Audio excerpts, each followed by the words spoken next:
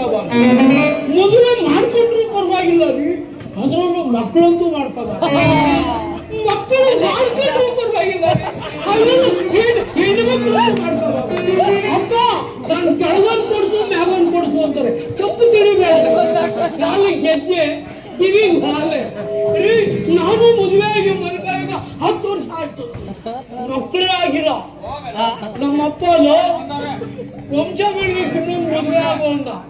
ನಾನು ಬೆಳಿಗ್ಗೆ ಮಾಡಿದೆ, ಮಧ್ಯಾಹ್ನ ಮಾಡಿದೆ, ರಾತ್ರಿ ಮಾಡಿದೆ, ಯಂತ್ರ ಮಂತ್ರ ತಂತ್ರ ಏನು ಮಾಡಿದ್ರು ಮಕ್ಕಳೇ ಆಗಿಲ್ಲ.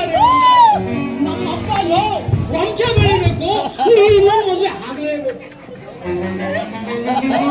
ಆದ್ರೂ ನಮ್ಮಪ್ಪ ಕೇಳಲಿಲ್ಲ, ಗಂಟು ಹಾಕೇ ಬಿಟ್ಟ.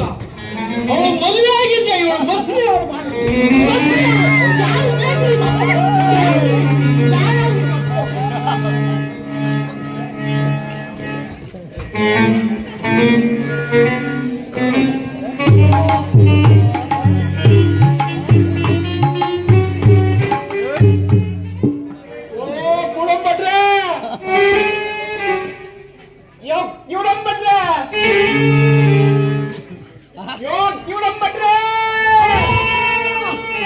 ಏನ್ರಿ ಜೋರಾಗಿ ಬರ್ಕೋತೀರಾ? ಕಿವಿ ಕೇಳೋದಿಲ್ವೇ? ಅಲ್ಲ ಬಡ್ಕೊಂಡ್ ನನಗೆ ಇಲ್ಲೇ ತೆಗೆದುಕೊಂಡ್ಬಿಡ್ತೀನೇನೋ ಗೊತ್ತಿಲ್ಲ. ಏನಂದ್ರೆ ನನ್ ಪಾಯಸ ಒಡೆ ಹಾಕ್ಬೇಕು, ಚೀಟಿ ಒಡೆ ಹಾಕ್ಸ್ಬೇಕು ಇವಂಗೆ. ಇದ್ರ ಮಣ್ಕಾಯಿ ರೇ ಕಿವಿಡಂಬಟ್ರೆ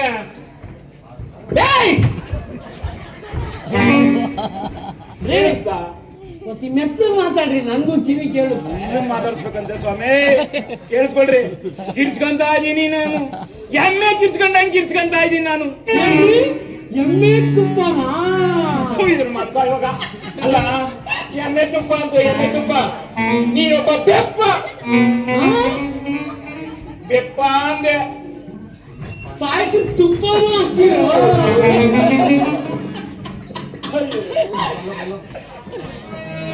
ಓ ನಮಸ್ಕಾರ ರೀ, ಫೋನ್ ಭಟ್ರು.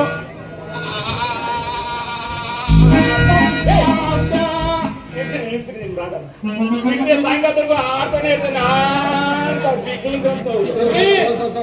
ಏನು ಸಂಸ್ಕಾರ ರೀ ಅವ್ರದ್ದು? ಒಟ್ಟು ಏನ್ ತಂದಿದ್ದೀರಾ? ತನ್ನಕ್ಕೆ ಎಣ್ಣೆ ಸಗಣಿ ತಂದಿದ್ದೀನಿ.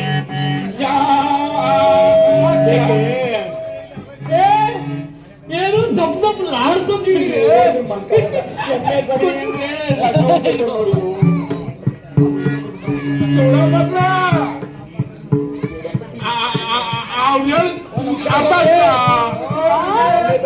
ಬನ್ನಿ ಸ್ವಾಮಿ, ಅನ್ನ ತಂದಿದ್ದೀನಿ. ಅದಿತ್ತು ಸ್ವಾಮಿ, ರಾಜರ ಮನೆಯಲ್ಲಿ ಭೋಜನವಂತೆ.